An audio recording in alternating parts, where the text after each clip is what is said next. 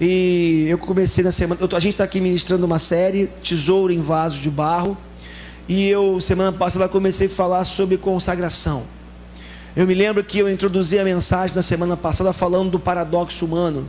Ou seja, essa ambiguidade do nosso ser, essa capacidade que nós temos de sermos santos e pecadores, de termos as atitudes mais belas, mais nobres, mais íntegras, mais maravilhosas de manhã, e no meio da tarde já termos assim atitudes terríveis, fazermos coisas terríveis, termos assim atitudes que não glorificam a Deus.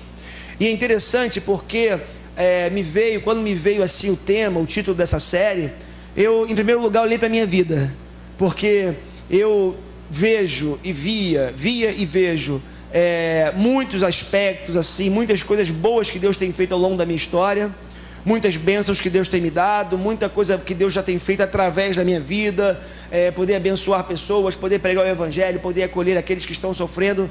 Mas também quando eu olho para outra metade, por assim dizer, eu vejo muita coisa feia também dentro de mim, pensamentos que não são santos, motivações caídas, que não glorificam a Deus, falta de vontade de ajudar o próximo, de abençoar pessoas.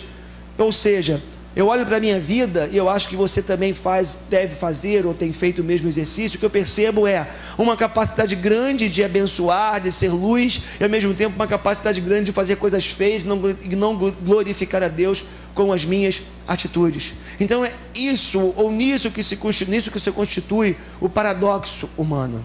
Então, meus irmãos, eu comecei falando aqui a título de introdução desse paradoxo humano, para poder mostrar para mim e para você justamente essa capacidade que nós temos de, mesmo sendo vasos de barro, mesmo sendo pessoas tão, por assim dizer, incompletas e até mesmo insignificantes, com tantos erros, com tantos vacilos, com tantas imperfeições, como que Deus graciosamente, Ele tem depositado um tesouro precioso em nós, que é o seu Espírito. E é impressionante como que Deus não olha para quem nós somos, ou para as nossas falências espirituais, emocionais, existenciais, mas apesar de quem nós somos e do que fazemos, Deus continua investindo, insistindo, para que cada vez mais nós possamos ser cheios desse tesouro. E aí, eu me lembro que na semana passada a gente fez aqui uma breve análise sobre a vida, não ainda a vida do Sansão, mas o chamado de Deus para a família do Sansão, e mesmo para a vida do Sansão, para que ele fosse um homem santo, um homem separado, para poder cumprir o seu propósito naquele contexto era libertar o povo de Israel da opressão dos filisteus. Irmãos, quando a gente olhou ali para o texto bíblico, nós percebemos que naquele contexto, Deus ele fala para os pais de Sansão para separá-lo, porque ele seria um nazireu, ou seja, um homem, um jovem separado, um jovem que deveria ser santo, que deveria consagrar a sua vida para cumprir os propósitos de Deus. Hoje, eu queria avançar um pouco mais na história de Sansão, e eu queria me encontrar com um texto bíblico que fala um pouco mais do Sansão já adulto, já homem formado. Eu queria olhar para algumas atitudes da vida do Sansão, e é interessante porque é muito ruim quando a gente olha para uma pessoa, para alguém e fala, eis ali um modelo do que não deve ser feito. Porque é bom quando você olha para alguém e fala assim, olha ali um exemplo de homem de Deus, olha um exemplo de homem virtuoso, olha um exemplo de mulher virtuosa, siga esse exemplo. É maravilhoso quando a gente pode fazer isso, não é verdade? Agora o problema é quando a gente olha para alguém e fala assim, olha, nós vamos olhar para a vida dessa pessoa, mas nós vamos aprender o que não fazer por meio da vida dela. Nós vamos olhar para os exemplos ruins, negativos que essa pessoa dá, para que a gente possa aprender a contrário senso, por assim dizer, como que a gente deve agir. Então hoje nós vamos fazer um pouquinho isso com Sansão, tá? Embora ele tenha sido um dos juízes de Israel, e tinha sido chamado por Deus para julgar o povo no momento de desobediência a Deus, embora Sansão tenha sido um herói às avessas, porque de alguma forma ele julgou o povo de Israel, de alguma forma ele condenou, Deus usou, melhor dizendo, para condenar a atitude dos filisteus. O Sansão, que foi separado por Deus para ser o nazireu, irmãos, ele deu muitos muitos exemplos ruins, negativos, e hoje eu queria poder ver um pouquinho com você a respeito da vida do Sansão, tá bom? Você pode abrir comigo lá em Juízes 14, tá aí na tela ou tá apagado? Aí, né? Você pode abrir comigo em Juízes, aí na sua Bíblia, Juízes 14, enchendo o vaso com o tesouro, parte 2, tá? Nós temos o texto na projeção aqui, se você preferir. Não sei se vai esquentar ali, né? Se vai apagar, mas você tem uma colinha ali enquanto não apaga, ou se não apagar, tá bom? Então, Juízes 14, a gente vai olhar um pouquinho hoje a vida do Sansão, e eu queria hoje trazer aqui algumas balizas, uma vez que eu comecei a falar de consagração na semana passada, eu queria trazer algumas balizas, que possam nos ajudar a identificarmos uma pessoa consagrada. E aqui eu não quero esgotar o tema, longe de mim dizer que essas são todas as balizas de uma pessoa consagrada, mas eu acho que o texto nos ajuda a encontrarmos essas balizas que eu vou citar para nós aqui nessa noite, tá bom? Mas vamos ao texto. Sansão desceu até a cidade de Tímna, e ali viu uma moça filisteia. Voltou para casa e disse ao seu pai e à sua mãe: eu vi em Tímna uma jovem filisteia. Peçam essa moça para mim, porque eu quero casar com ela. Mas o seu pai e sua mãe responderam: por que é que você foi procurar mulher no meio dos filisteus, aquela gente que não pratica a circuncisão? Será que você não podia achar mulher no meio dos nossos parentes, ou entre o nosso povo? Mas Sansão disse a seu pai: é aquela moça que eu quero. Aí bateu o pé: eu quero, né? É aquela moça que eu quero, é dela que eu gosto. O seu pai e a sua mãe não sabiam que era o Senhor Deus que estava orientando Sansão para fazer aquilo. Deus estava procurando uma oportunidade para atacar os filisteus, que naquele tempo dominavam o povo de Israel. Sansão desceu com seus pais até a cidade de Tímna. Quando estavam passando pelas plantações de uvas de Tímna, um leão novo veio rugindo para cima dele. Mas o Espírito do Senhor fez com que Sansão ficasse forte. Com as suas próprias mãos, Sansão despedaçou o leão, como se fosse um cabrito. Porém, não contou nem ao seu pai nem à sua mãe o que havia feito. Então, ele foi conversar com a moça e gostou dela. Poucos dias depois, Sansão voltou para lá para se casar com ela. Saiu da estrada para dar uma olhada no leão que havia matado, e ficou espantado, ao ver um enxame de abelhas e mel dentro do corpo do animal morto. Então tirou mel com as suas mãos e saiu comendo. Foi até onde estavam seu pai e a sua mãe e lhes deu um pouco, e eles comeram. Porém Sansão não lhes contou que havia tirado o mel do corpo do leão. O pai de Sansão foi à casa da moça, e Sansão deu um banquete ali, como era costume dos moços. Quando os filisteus o viram, trouxeram 30 rapazes para festejar com ele. E Sansão lhes disse: eu tenho uma adivinhação para vocês. Aposto 30 túnicas de linho puro e 30 roupas finas, que antes de se passarem os 7 dias da festa de casamento, vocês não me darão a resposta. Eles responderam: diga qual é a adivinhação. Sansão disse: do que come saiu comida, e do forte saiu doçura. 3 dias depois, eles ainda não haviam encontrado a resposta para a adivinhação. No 4º dia, disseram à mulher de Sansão: dê um jeito de fazer o seu marido dar a resposta da adivinhação. Se você não fizer isso, nós vamos pôr fogo na casa do seu pai e vamos queimar você junto. Vocês só nos convidaram para poder nos roubar, não foi? Aí a mulher de Sansão lhe disse chorando: você me ama? Se você me ama ou você me odeia? Você deu uma adivinhação aos meus amigos e não me contou a resposta. Eu não contei nem para o meu pai nem para a minha mãe, respondeu ele. Por que acha que eu iria contar para você? Então ela chorou durante os outros dias da festa. Vocês têm noção do que é isso? Né? A mulher chorou os outros 4 ou 5 dias Quantos? 7 dias, né? E a mulher ficou chorando no ouvido do Sansão pelos 7 dias. Ele não aguentou, né? De tanto ela insistir, disse a resposta. E ela contou aos seus amigos. Assim, no 7º dia, antes de anoitecer, os homens da cidade disseram a Sansão: que coisa é mais doce que o mel?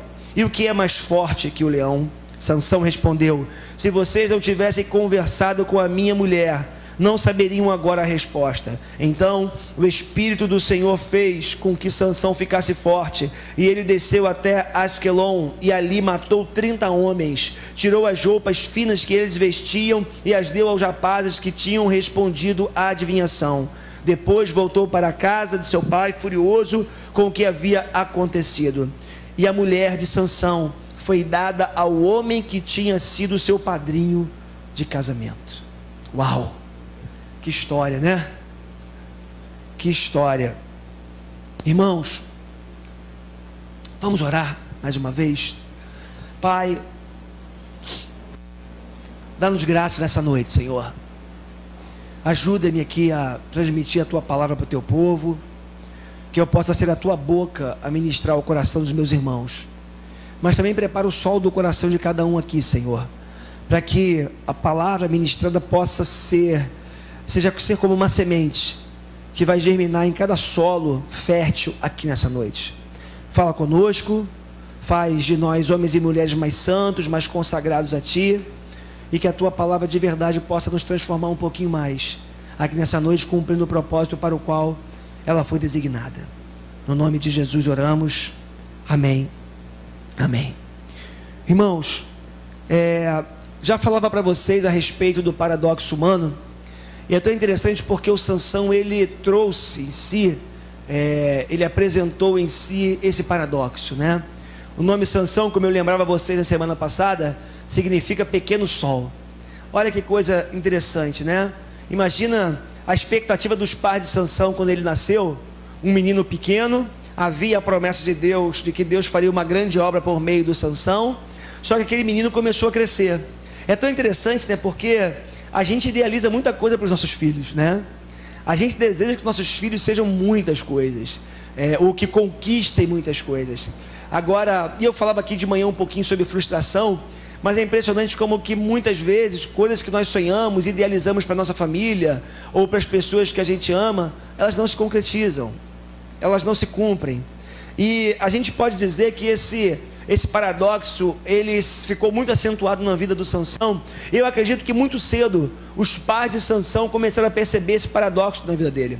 Eu acho que muito cedo os pais de Sansão começaram a perceber que o Sansão ia dar muito trabalho para eles, porque era um homem forte, era um homem bonito, era um homem inteligente, um rapaz que chamava a atenção de todos no seu tempo.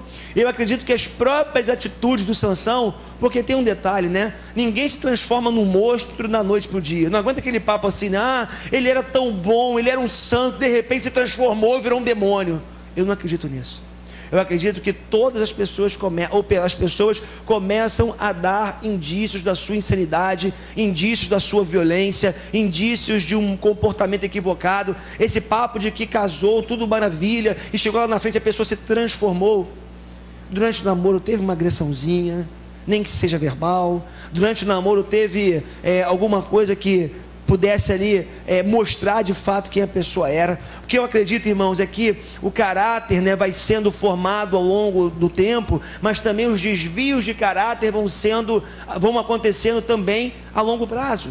E aí o que acontece é que o Sansão, que era para ser esse pequeno sol, para ser um exemplo, para poder irradiar luz no meio do seu povo, ali naquele contexto, esse pequeno sol teve a sua luz ofuscada ou apagada muito precocemente.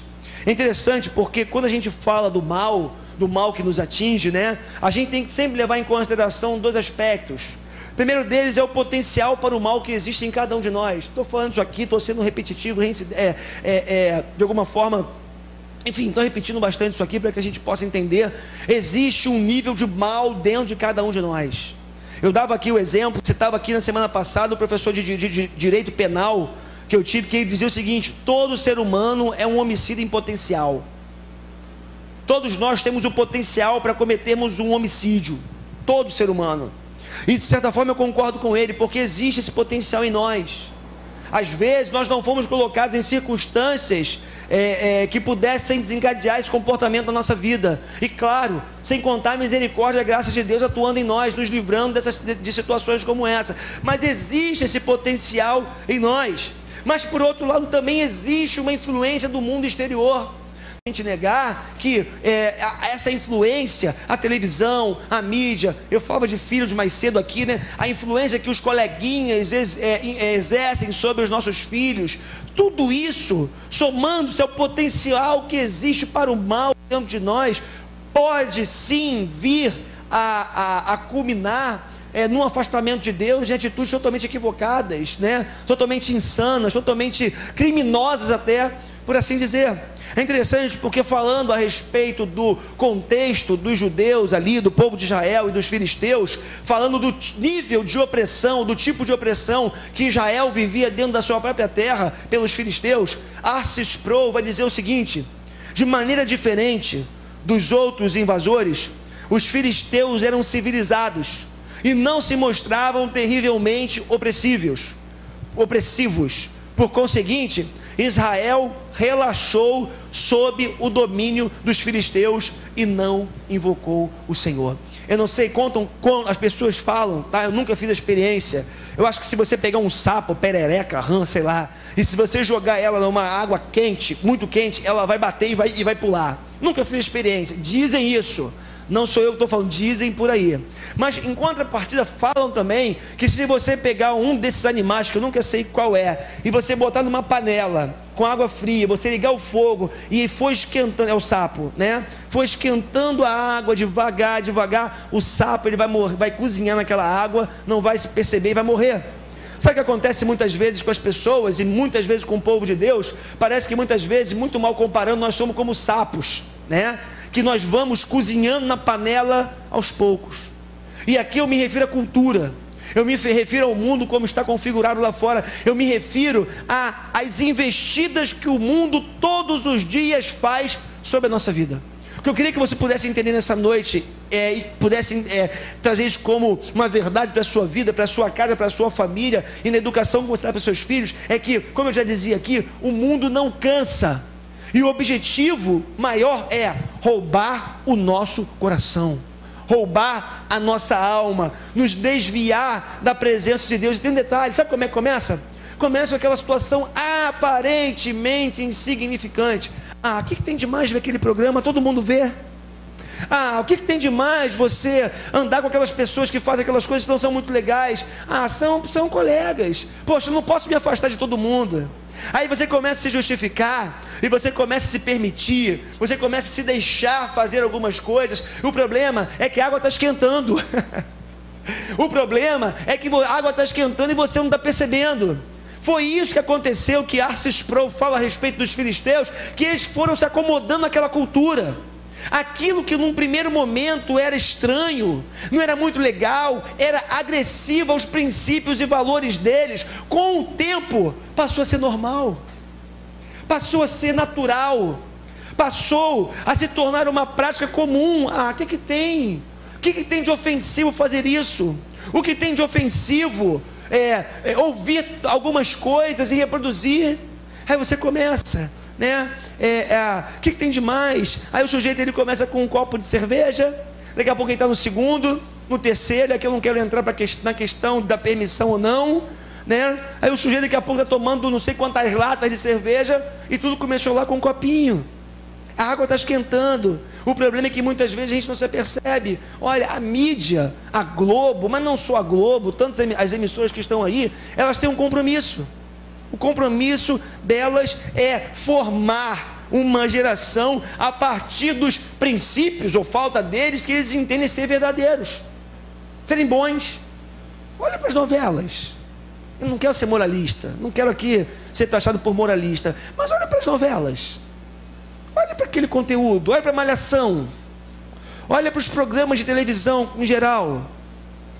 Olha só o que é passado, o que é ensinado. Eu conversava com uma pessoa esses dias que ela dizia o seguinte: também tem coisa boa, né? Porque a Bíblia fala o seguinte, que você tem que observar tudo, analisar tudo e reter apenas o que for bom. Conversa. Sabe por que eu não aceito isso? Porque, meu irmão, não adianta. Algumas coisas vão ficando gravadas na nossa mente e no nosso coração. O tempo vai passando e aquele lixo que você acha que não vai ficar na sua cabeça, na sua mente, no seu coração, aquele lixo vai influenciar as suas decisões, as suas escolhas, aquilo que você precisa fazer ao longo da sua história, da sua vida. Então, é interessante, porque porque nem toda a cultura não é pecaminosa em si só, mas em toda cultura há aspectos pecaminosos nela. Toda cultura traz em si coisas boas, edificantes, mas coisas ruins. E nós, como cristãos, precisamos estar sempre atentos para nós não nos deixarmos seduzir por aquilo que a cultura está propondo para nós o tempo todo. É interessante, porque a gente precisa tentar responder uma pergunta nessa noite. Você, no seu lugar, precisa tentar responder uma pergunta nessa noite: o que te seduz? Porque tem um detalhe, né? Se você for honesto com você agora, você vai chegar à conclusão e vai dizer para você mesmo que há coisas que te seduzem, coisas que te chamam a atenção, que cativam o teu olhar, que chamam a atenção dos seus ouvidos, que de alguma forma mexem com você. O que te seduz? Interessante, porque eu estava fazendo um estudo sobre essa palavra da sedução, né? Essa palavra sedução, ela vem de ser ou sudecere, quase que eu não consigo falar, que é o nosso seduzir, que significa levar para o lado.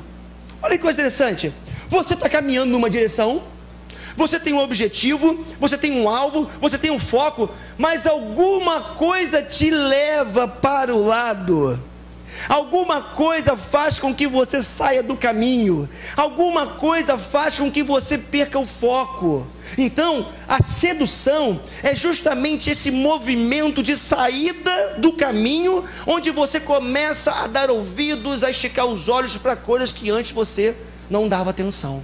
Então, meus irmãos, é interessante porque quando você vai para a interpretação, mas você vai para a origem da palavra pecado. A palavra pecado significa justamente errar o alvo.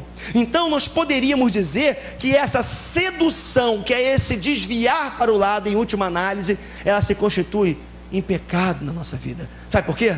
Porque a gente perdeu o foco, tiramos o nosso olhar do objetivo que Deus traçou para cada um de nós. Olha, Sansão, ele foi alguém que foi levado facilmente para o lado. Sansão, ele foi alguém que de uma forma impressionante, porque quando você lê o texto ali em Juízes 14, Juízes 15, é impressionante, assim você fala, não cara, esse cara não fez isso, esse cara não fez isso, esse cara não se deixou levar dessa maneira, não pode ser, tem uma coisa errada. Irmãos, não nos iludamos, o mesmo potencial que Sansão teve para fazer aquelas burradas todas nós temos. O mesmo potencial que Sansão teve para ser levado para o lado e se deixar seduzir por tudo aquilo que ele se deixou seduzir, nós também temos o mesmo potencial. Olha só, alguns textos interessantes, algumas partes do texto que nós lemos aqui, que comprovam o que eu estou falando para vocês. Sansão desceu a Tímina e viu ali uma mulher do povo filisteu. Quando voltou para casa, disse a seu pai e a sua mãe: viu uma mulher filisteia em Tímina, consigam esta mulher para ser minha esposa. Seu pai e sua mãe lhe perguntaram: será que não há mulher entre os seus parentes ou entre todo o seu povo? Você tem que ir aos filisteus incircuncisos conseguir esposa? Sansão, porém, disse a seu pai: consigam-na para mim, é ela que me agrada. Daqui a pouquinho a gente vai analisar um pouco mais a postura do Sansão, tá bom? Mas olha só, o outro texto, Juízes 14, 8 e 9, falam assim: algum tempo depois, quando voltou para casar-se com ela, Sansão saiu do caminho para olhar o cadáver do leão, e nele havia um enxame de abelhas e mel. Tirou o mel com as mãos e foi comendo pelo caminho.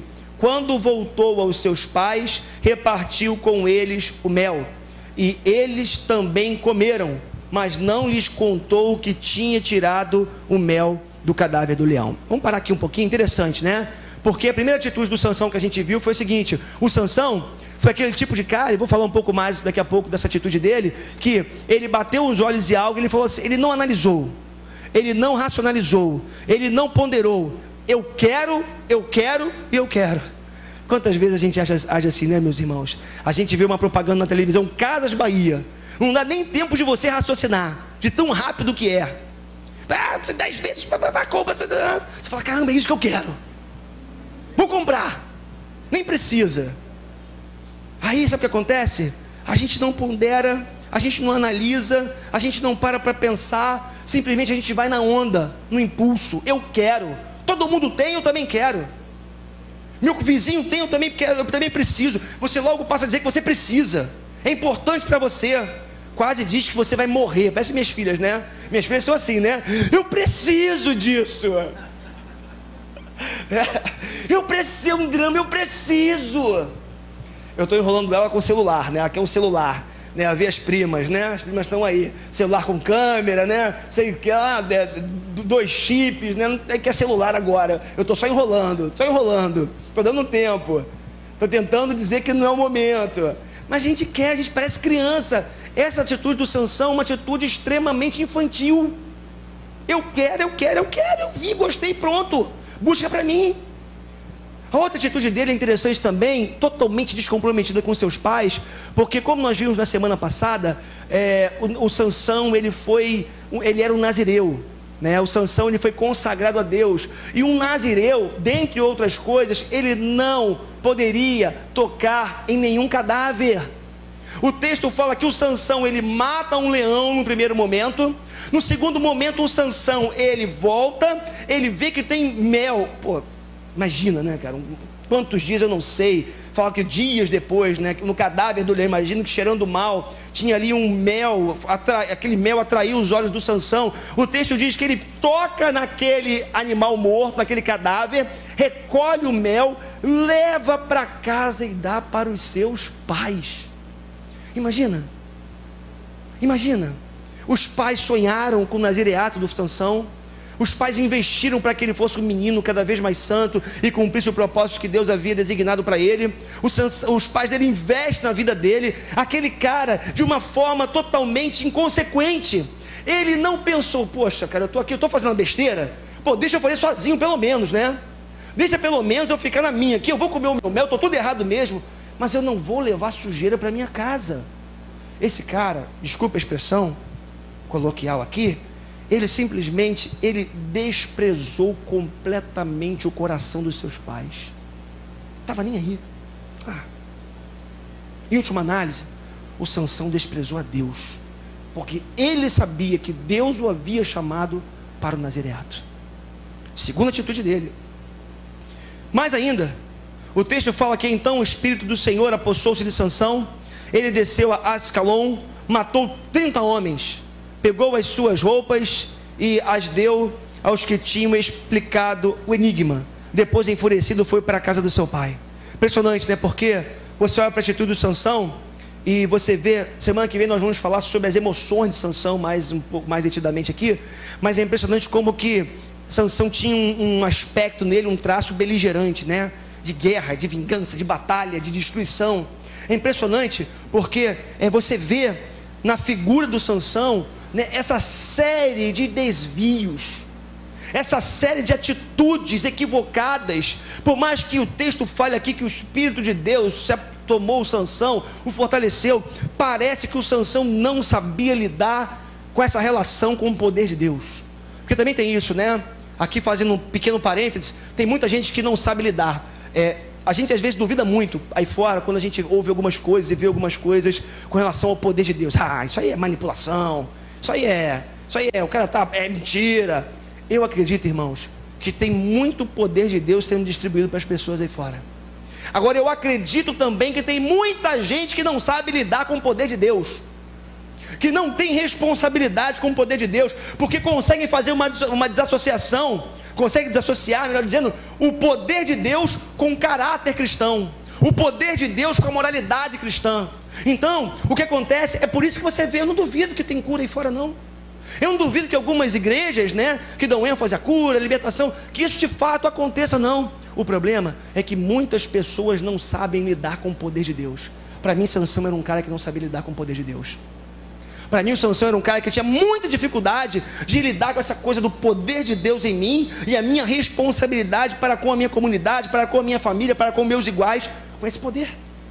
Agora, eu vejo claramente algumas atitudes de Sansão que demonstram o seu desvio para o lado. Vamos avançar um pouquinho? A primeira atitude foi a cobiça. Que coisa interessante, né? Eu já dizia aqui, como que a gente cobiça coisas, né? Tem um ditado, que não é meu, reprodução, não sei a autoria, que fala assim, ditado não, uma frase: as pessoas compram coisas que não precisam, com dinheiro que não tem, para impressionar pessoas que sequer conhecem. E não é assim que a gente faz às vezes? E tudo começa com a cobiça. Você quer comprar o que você não precisa, com dinheiro que você não tem, vai pagar em 10 vezes lá, certo? Para impressionar pessoas que você sequer conhece. Você não conhece, mas você precisa, é como se a gente precisasse dar uma satisfação social, né? Dar uma satisfação para os nossos vizinhos, né, que moram com a gente na mesma rua, no nosso condomínio. Então a gente precisa ter o carro que o outro tem, precisa ter, e começa assim, né? Você precisa ter o carro que o outro tem, precisa ter o aparelho que o outro tem, precisa ter a mulher que o outro tem, e assim começa, o negócio não tem fim. A cobiça vai nesse sentido.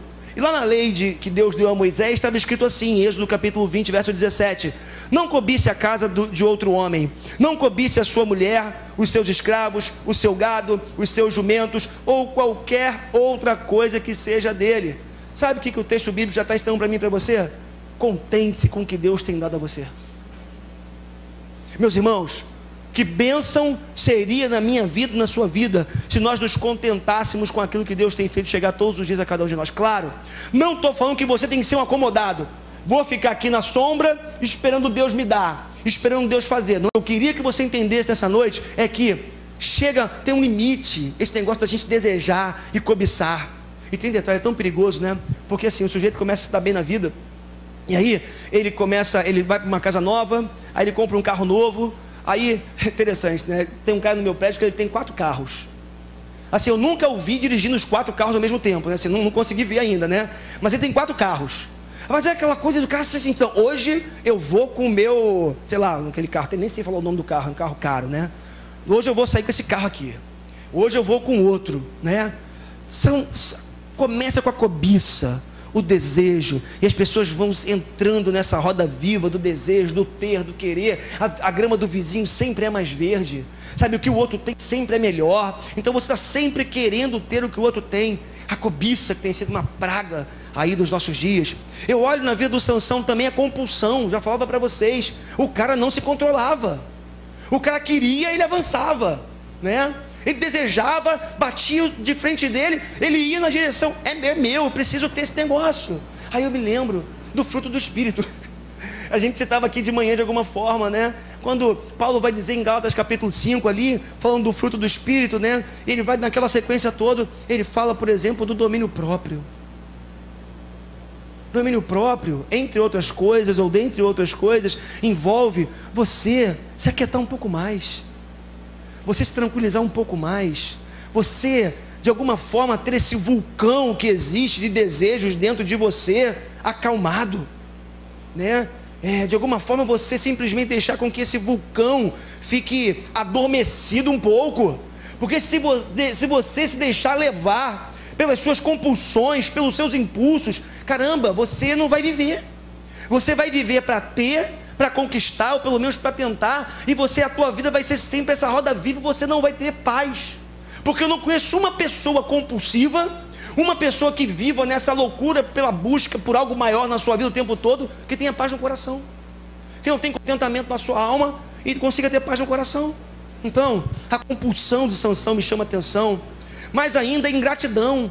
Falava um pouco aqui, né, irmãos, é impressionante, porque algumas pessoas têm a capacidade de serem ingratas com outras pessoas, mas em última análise também, muitas vezes essa ingratidão chega até ao próprio Deus. Olha para o que Deus tem feito por nós. Eu vi alguém dizer no outro dia, né?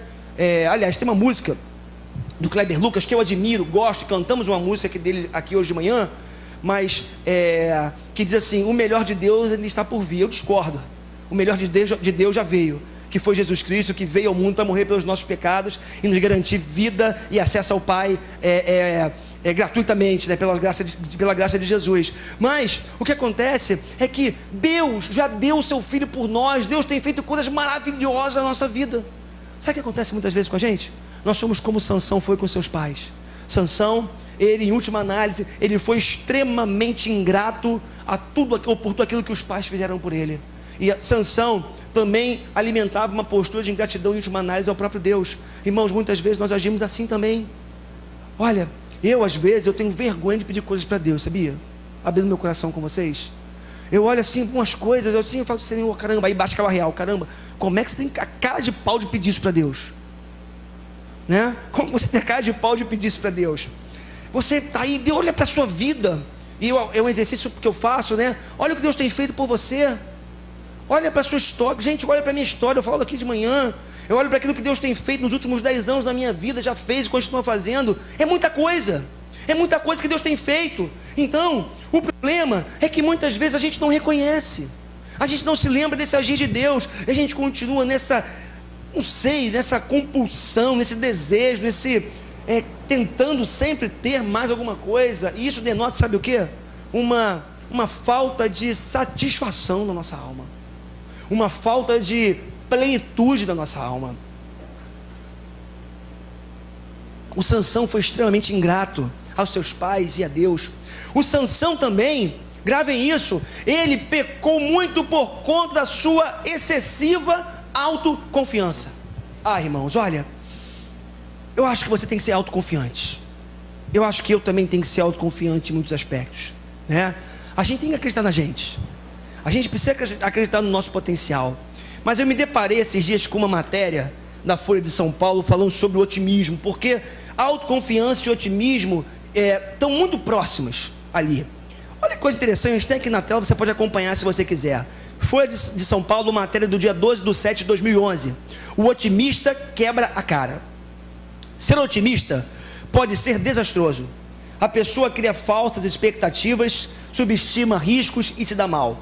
Certo tipo de atitude esperançosa, tão incentivada pela cultura atual, pode levar a enormes erros de cálculo e fazer com que as pessoas não façam exame de saúde, não apliquem protetor solar ou não abram uma poupança, disse a Folha a neurocientista israelense Tali Charlotte, uma coisa assim, sei lá, né? Não sei falar o nome dela todo aqui não, tá bom? Me perdoem. Que é pesquisadora da Universidade do College de Londres. Ela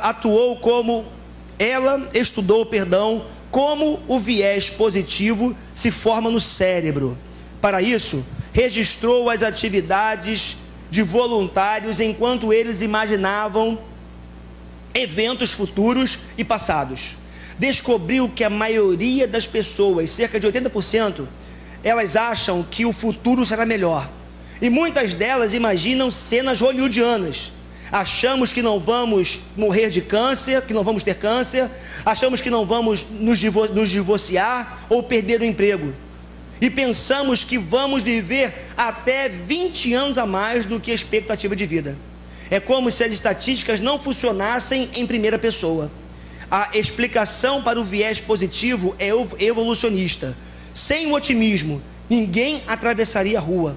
É uma forma que a espécie encontrou para seguir em frente, enfrentar o presente e fazer a vida correr, diz Roberto Lente, neurocientista e professor da Universidade Federal do Rio de Janeiro. Então, eu acredito, claro, nós temos que ser otimistas, temos que confiar em nós, porém, o excesso de autoconfiança ou o excesso de otimismo pode fazer de fato com que a gente se dê mal. E não é fato isso? Eu conheço gente também que não tem a capacidade, não consegue achar que um mal de alguma forma, em algum nível, pode atingir a sua vida. E está certa a matéria, a pessoa que fez a matéria, jornalista, porque tem o seguinte, né? O sujeito acha que nunca vai ter câncer de pele, que não precisa fazer nenhum exame médico rotineiro, porque nunca vai ter uma doença, certo? Os homens não fazem o famoso exame de próstata, porque acham que nunca vai acontecer nada, muito por causa do medo também, né? Do machismo, é bem verdade, que nos acomete, certo? Porém, o que acontece é que esse excesso de otimismo nos leva muitas vezes a tropeçarmos em coisas banais. Irmãos, Sansão foi um cara extremamente autoconfiante. O problema é que a sua autoconfiança se transformou em orgulho, se transformou em arrogância, se transformou em prepotência, se transformou em algo que ele não conseguiu mais controlar. Por isso, eu não quero desanimar você, tirar de você a sua autoconfiança, tirar de você a sua, por assim dizer, o seu olhar positivo para a vida, mas você precisa entender nessa noite que esse excesso de autoconfiança pode ser prejudicial para a sua vida, para a sua saúde, para os propósitos de Deus para a sua vida. Mas ainda, uma outra coisa que eu percebo no Sansão foi o imediatismo, né? De certa forma já falamos também, tudo é para agora, tudo tem que ser para hoje, tudo tem que ser para ontem, melhor dizendo, e não tem como esperar, não dá para esperar. Vejo também no Sansão um desprezo profundo pelo sagrado. Ele chegou a banalizar Deus na sua vida, chegou a banalizar o sagrado na sua vida. Ele sabia, irmãos, que ele era separado. Ele sabia que Deus tinha um propósito para a vida dele. Ele sabia que Deus o havia chamado para ser um libertador de Israel. Ele sabia que ele não podia tocar naquele animal, que ele não podia se contaminar, porque Deus assim o tinha chamado para isso. Mas o Sansão, ele relativizou o sagrado. Muito mais do que relativizar o sagrado, ele desprezou as coisas de Deus. Irmãos, eu vejo pessoas também, como pastor, que têm perdido a capacidade de se relacionar com o sagrado. A gente vive muito a era do gospel, né? Eu dizia aqui esses dias, e falo de novo sem medo de errar. Eu dizia na célula quinta-feira, eu já tenho uns 2 ou 3 anos que eu não ouço rádio evangélica. Eu me recuso. Por favor, se você entende ser bom para você, ouça, faça isso. Eu estou dizendo a minha experiência, desde o dia que eu ouvi numa rádio evangélica, que eu não vou dizer o nome, embora pudesse dizer, mas tudo bem, quando chegou assim, falou assim, compre produto tal, que você em 3 dias vai emagrecer não sei quantos quilos. Na rádio evangélica eu falei, opa, tem coisa errada aqui. Uma rádio evangélica, que se diz evangélica, não pode oferecer um produto mentiroso como esse, porque é mentira o que estava sendo oferecido ali. De lá para cá, passei a analisar um pouco mais o conteúdo, vendo a onda do gospel, as músicas sem conteúdo, as músicas teologicamente equivocadas, erros grosseiros, bíblico-teológicos ali, eu parei de ouvir. Não ouço rádio evangélica, prefiro ouvir CBN, prefiro ouvir Band News, que eu acho que às vezes me edifica muito mais. Boto meu CDzinho com louvor que eu quero ouvir, seleciono. Eu, pastor André Léo Félix, faço isso, ok? Você faça a sua análise. Mas o que me chama a atenção é que o que eu tenho percebido é um desprezo pelo sagrado. As pessoas banalizam a graça de Deus, vou falar sobre mais isso um pouquinho daqui a pouco. As pessoas banalizam o amor de Deus, a graça de Deus, a bondade de Deus, e acham que podem se apresentar diante de Deus de qualquer jeito. Não estou falando de roupa, não. Não estou falando de aspectos puramente morais, não. Eu estou falando de temor do Senhor. Eu estou falando da gente perceber, por exemplo, que a presença de Deus está nesse lugar. Mas muito mais do que está nesse lugar, a gente perceber que a presença do Espírito Santo de Deus está dentro da gente. E se o Espírito Santo está dentro da gente, nós temos que rever algumas coisas que a gente faz, que a gente fala, a forma como a gente vive. Eu dizia aqui de manhã, mais uma vez, longe de querer ser moralista, não sou, quem me conhece sabe, mas não dá. A gente às vezes está dentro de casa, e ali os nossos filhos vendo o nosso comportamento, a gente xinga um monte de palavrão, fala um monte de coisa que não tem que falar dentro de casa. Os filhos, né, veem tudo isso. Eu dizia de manhã que às vezes a vergonha é dupla, né? Porque você está eles vão falar depois de falar de casa. Você vai passar vergonha porque eles vão falar, e vai passar vergonha porque vão dizer para a gente, vão dizer assim, ué, mas você fala também lá em casa? Eu estou só repetindo o que você fala. E acontece. Então, irmãos, o Espírito Santo de Deus habita em nós. Sabe, a gente tem noção do que é isso? Do que vem a ser isso? O Espírito Santo de Deus em mim. Queridos, quando a gente tem uma real noção disso, a gente passa a valorizar mais o sagrado, a presença de Deus. Eu gosto muito do Antigo Testamento. É que a gente não vê, né? A gente não vê, a gente não toca, né? Moisés chegou lá no monte, e Deus falou para ele, tira a sandália dos teus pés, cara, porque onde você está pisando é terra santa. E ali a santidade de Deus estava estampada diante deles. O temor era grande, a reverência era grande. Hoje em dia não. A gente ora mascando chiclete. e ora falando com Deus, né? A gente ora atendendo no celular ao mesmo tempo, né? Falando com Deus no celular, telefone, conectado na internet. A gente não consegue se desconectar desse mundo para se conectar com Deus. A gente foi perdendo a capacidade de valorizar o sagrado. Irmãos, hoje Deus nos chama mais uma vez e fala para nós que Ele é santo, e Ele nos chama para que nós possamos voltar a valorizar aquilo que é sagrado, a sua palavra, a presença dEle em nós. Avançando mais, Sansão também buscava tirar doçura daquilo que está morto. Irmãos, quantas vezes a gente quer buscar beleza no que está morto, quer buscar doçura no que está podre.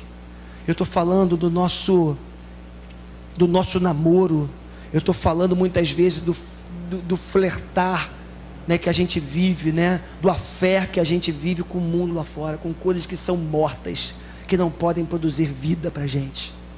Sansão foi naquele animal morto para tirar a doçura de lá e pegar aquele mel. Muitas vezes nós, como cristãos, estamos nos dando o luxo, por assim dizer, de irmos a pessoas mortas, a lugares mortos, a situações mortas, achando que vamos tirar vida de lá. Irmãos, a gente só tira vida do que está vivo. A gente só tira vida daquilo que está vivo. A gente só tira beleza e vida daquilo que Deus tem nos chamado para viver, que é a sua presença. Portanto, cuidado com o seu affair, com as coisas lá fora, como eu já dizia no início dessa mensagem. Cuidado com aquilo que o mundo, que esse sistema de valores tem oferecido para você lá fora. Cuidado, porque você pode estar tentando tirar a vida do que está morto, e você não vai conseguir tirar a vida. O que você vai conseguir é se mortificar ainda mais. E também, o que me chama a atenção, como eu já falei para vocês também, só para a gente registrar mais uma vez, é aquele espírito beligerante, né, guerreiro de Sansão. Já percebeu que tem gente que parece que vive com uma faca entre os dentes, assim? Você dá bom dia para o cara, bom dia. Você fala, tudo bem por quê? O cara está querendo brigar, arrumar briga o tempo todo. Gente, a gente como cristão, nós não podemos agir assim. Nós temos que ser homens e mulheres da paz. Nós temos que ser homens e mulheres que levem a paz de Jesus. Não me interessa o que o mundo está fazendo com a gente. Eu dizia para uma pessoa hoje, não interessa. É fácil a gente ser luz, né, e amar quem nos ama. Nós temos que amar quem nos odeia. Temos que ter atitudes de amor com pessoas que nos provocam o tempo todo. E aí, né, a gente precisa aprender com Sansão, a contrário senso, na contramão do que ele viveu, que não vale a pena ter esse espírito de guerra. Nós somos homens e mulheres da paz. Nós somos homens e mulheres que têm que fazer diferença no mundo. Se o mundo for arrogante, for hostil, você devolve com amor, você devolve com paz, você devolve com tranquilidade. Se alguém grita no seu trabalho, você fala manso, você baixa o tom de voz, você ora por essa pessoa. Temos que orar por aqueles que nos perseguem, temos que abençoar aqueles que nos amaldiçoam. É o que a Bíblia fala para a gente. É muito difícil esse negócio, eu sei. E aí, você vai precisar de uma dose de Deus.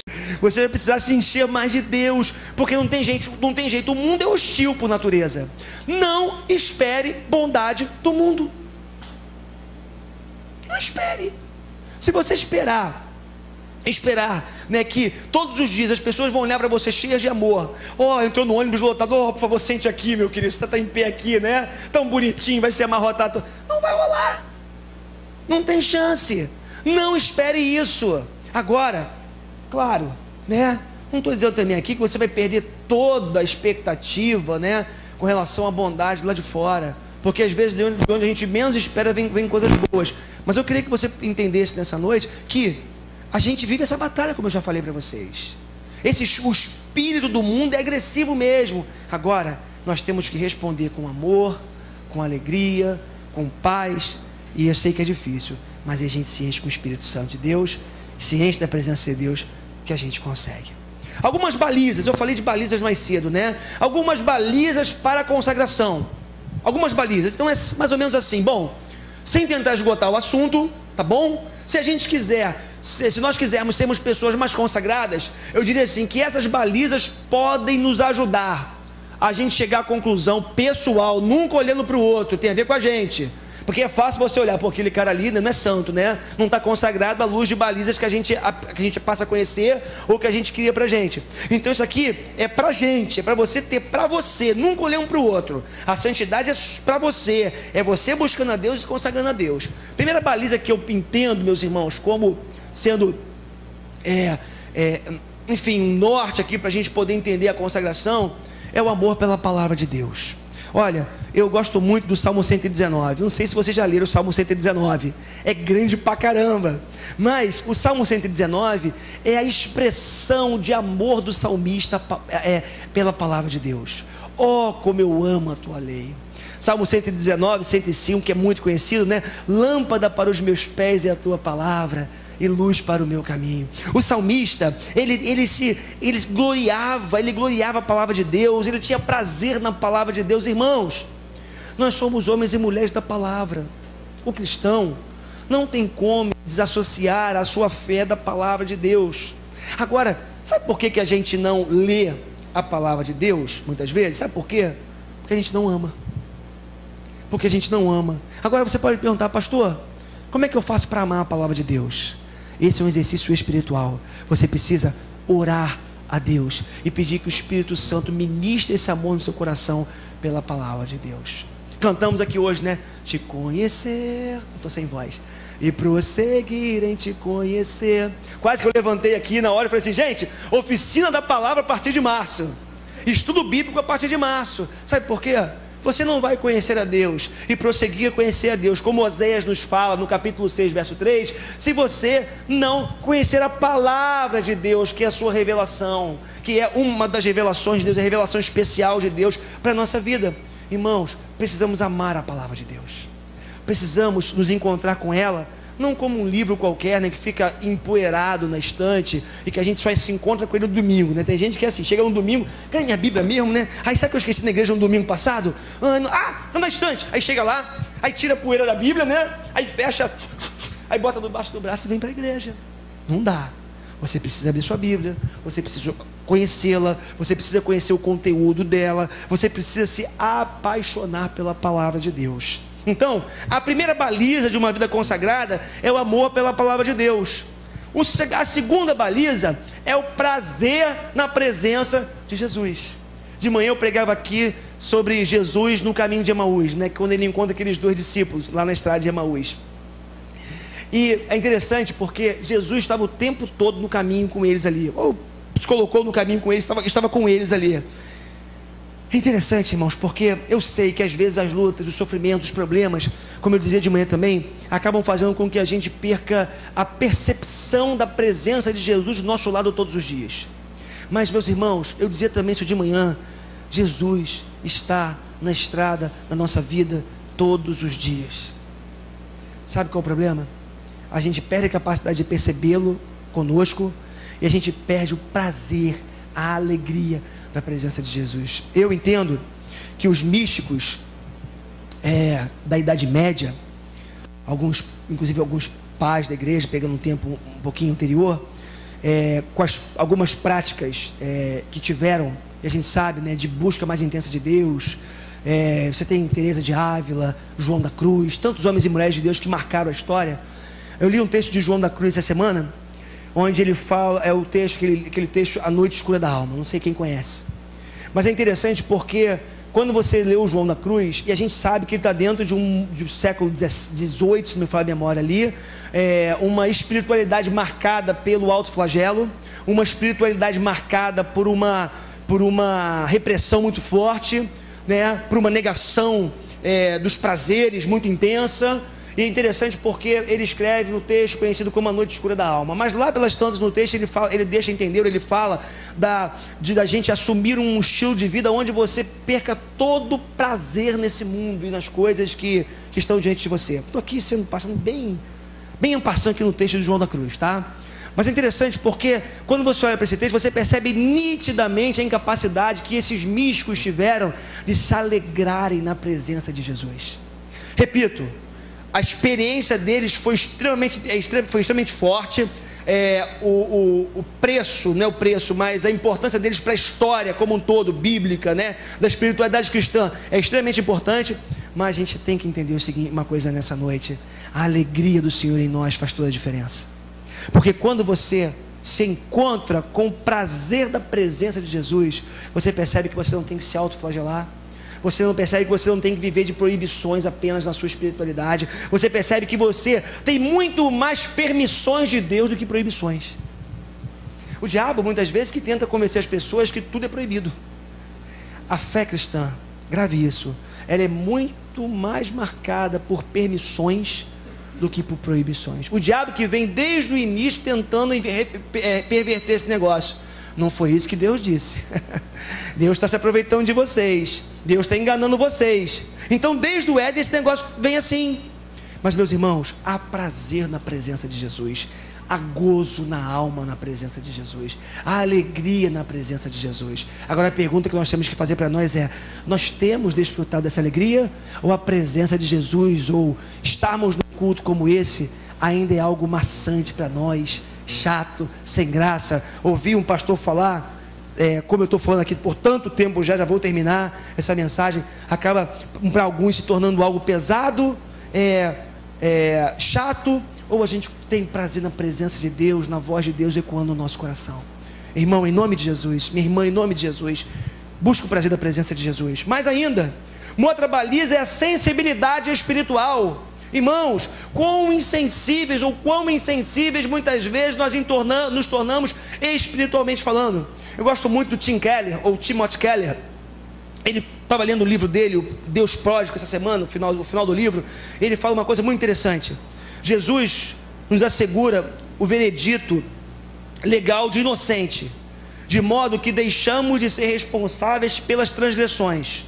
No entanto, a salvação não é apenas legal, objetiva, mas também experimental e subjetiva.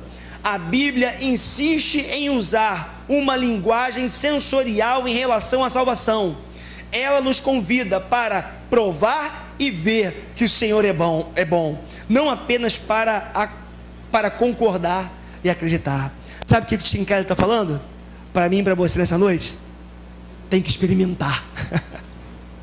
A salvação também ela é experimental. Não é apenas um decreto de Deus, um veredito de Deus que Ele me transforma de injusto em justo, embora isso seja algo tremendo para a nossa vida, porque nos coloca em outro patamar, espiritualmente falando.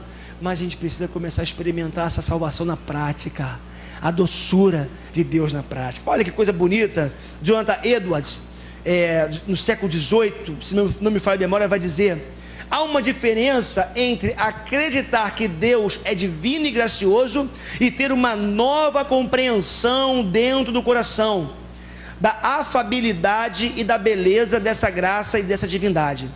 A diferença entre acreditar que Deus é gracioso e experimentar a graciosidade de Deus é semelhante à diferença entre a crença racional de que o mel é doce e ter a noção exata do tamanho dessa doçura. Irmãos, hoje Deus nos chama para experimentar a doçura da presença de Jesus. Não é apenas saber, não é apenas conhecer, não é apenas concordar, é você experimentar a alegria, a paz, a beleza, a doçura de Jesus todos os dias na sua vida. Sabe por quê? Se você não experimentar isso, você vai se tornar um religioso. O religioso, ele é engessado, ele é árido, ele não experimenta a doçura do mel de Jesus. Então, é tempo da gente experimentar mais sensibilidade espiritual. Avançando um pouco mais, um homem e uma mulher consagrados a Deus, um homem consagrado, uma mulher consagrada, é alguém que desfruta de um coração piedoso e generoso. Irmãos, a piedade precisa ser uma marca na vida do cristão. E por piedade, entenda, você observar as verdades de Deus, as verdades sagradas, o caráter de Deus, e você desejar com todas as suas forças ser como Deus, na figura de Jesus. A piedade cristã, ela pode ser caracterizada como um desejo intenso no coração de sermos como Jesus. Tem a ver com coerência. É a coerência entre aquilo que você crê e as suas atitudes. A forma como você lê o Evangelho e vê o Evangelho, e como você vive ou não esse Evangelho na sua vida. Piedade cristã é você, porque as pessoas acham que é uma pessoa piedosa, né? É uma pessoa que ela é piedosa, ela cuida das pessoas, né? Tem piedade do outro. Mas antes disso, a piedade cristã é você acreditar no objeto certo e você ser coerente com a sua crença, com aquilo que você acredita. Um cristão consagrado a Deus é alguém piedoso e alguém generoso, mão aberta para abençoar. Ele entende que tudo que ele tem não é só seu. Na melhor das hipóteses, Deus deu para ele, né, ali para ele compartilhar. E Deus faz isso, né? Deus faz muitas vezes coisas chegar para a gente, para que a gente passe. Agora, às vezes a gente retém o que Deus quer que a gente passe. Às vezes Deus faz coisas chegar às nossas mãos, dinheiro, bens, talentos, dons, tantas coisas, e a gente retém. E Deus está falando: passe um pouquinho para frente, abençoe pessoas, abra mão, seja generoso. Um cristão, um discípulo de Jesus, é alguém com um coração piedoso e generoso. Além disso, é alguém que se incomoda com o pecado. Para um discípulo de Jesus, um homem e uma mulher de Deus consagrados ao Senhor, que buscam pelo menos essa consagração diária, o pecado incomoda. Irmãos, se você tem o Espírito de Deus, meu irmão, o pecado tem que te incomodar.